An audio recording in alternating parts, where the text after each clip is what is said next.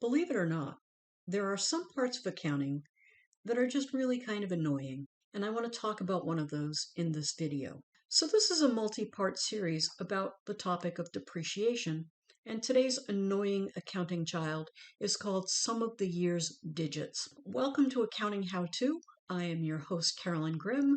That is my sidekick, Terrence, and we're going to jump right in to the most annoying depreciation method ever. Now, if you need an overview on the topic of depreciation, I will link that up in the corner and put it in the description as well. So in this video series, we are using 3 sample assets to help explain the different types of depreciation that are available.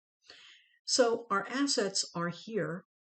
Asset number 1 is a 2015 Ford F-350. Asset 2 is a Hobart mixer, and asset 3 is a forklift.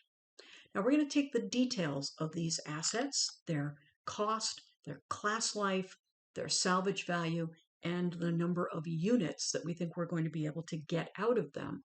And we're going to use that for each method that we explore for depreciation. So here we go with Sum of the Years Digits. So when we're figuring Sum of the Years Digits depreciation, what we're going to do is we're going to take the cost minus the salvage value, which we did for straight line depreciation. We'll do the same thing for units of productivity. And then we're going to multiply that by the year divided by the sum of the years. This is where it gets annoying.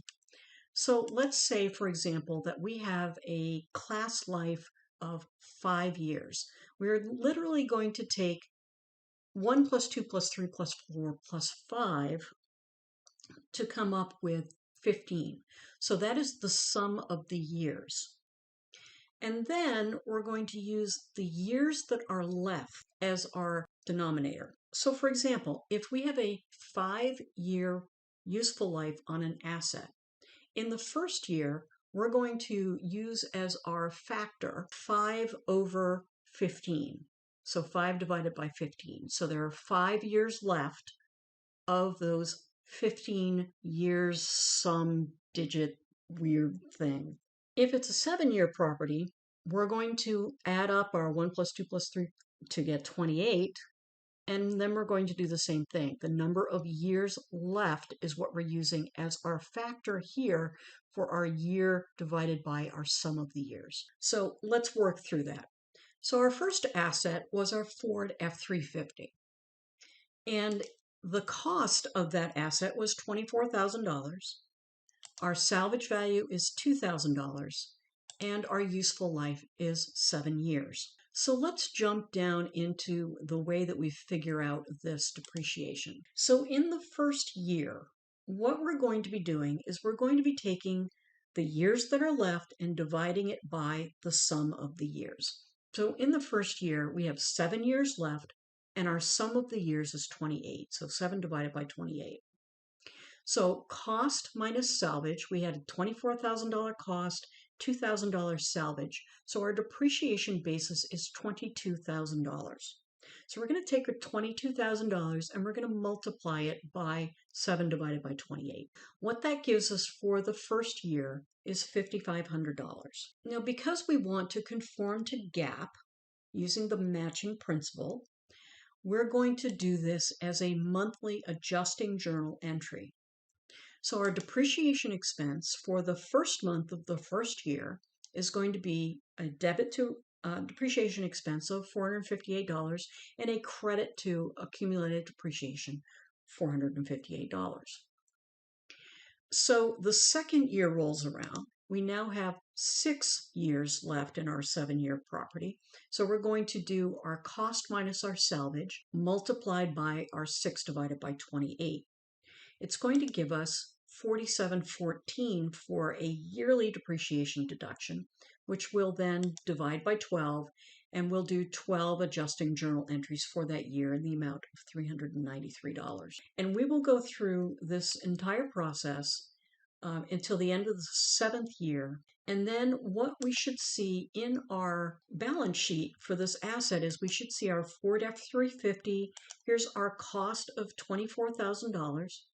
Our accumulated depreciation as we have done all of these entries year after year after year, we now have accumulated depreciation that adds up to $22,000, and that leaves us with a net book value, what the asset is worth on our balance sheet, of $2,000, which represents the salvage value. So let's look at our Hobart mixer. It's a $5,000 cost, it has 0 salvage value, and it has a useful life of 5 years. So in this case, when we take our 1 plus 2 plus 3 plus 4 plus 5, gives us 15.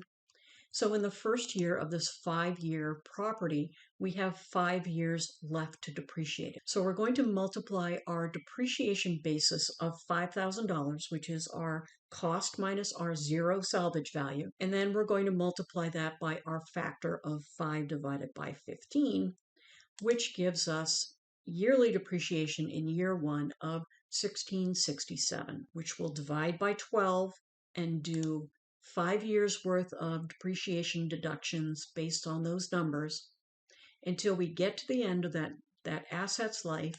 On our balance sheet, we should see the cost of $5,000, the accumulated depreciation of $5,000, and the net book value of 0, which represents our salvage value of 0. Then with our forklift, we're going to do the same thing. Cost of $8,000, salvage value of $500. Our depreciable basis is $7,500. And we're going to use our sum of the years digits for 5 years. So the first year we have 5 years left. So we're going to take our 8,000 minus our 500, gives us a $7,500 depreciable value, times our factor of 5 divided by 15, gives us yearly depreciation of $2,500, monthly depreciation of $208. We'll go through the same process where we're doing 5 years worth of monthly adjusting journal entries, and then we will end up on our balance sheet with a forklift that has a cost of $8,000, accumulated depreciation that has accumulated of $7,500, and leaves us with a $500 net book value. Now, the thing to know about sum of the years digits depreciation, you'll see that it takes more depreciation up front, and then that gradually declines over the years. So we are getting a higher expense in the early years of that asset as we're trying to recoup some of the costs of purchasing that asset. And then when we get towards the end of the life, the depreciation expense drops down lower. So this is an example of an accelerated depreciation method. Now, other than that little annoying thing with the 1 plus 2 plus 3 plus 4 plus 5 thing, this is a good depreciation method to use if you want to recapture some of your expenses early on after you have purchased that asset. So in our other videos, we'll be talking about straight line depreciation, we'll be talking about declining balance depreciation, and units of productivity or activity method of depreciation. And of course, I will link all of those down in the description so that you can look at all of the different methods, so that you can compare and contrast between them, and you can see the differences they will make in the financial statements. And so until next time, stay balanced, my friends.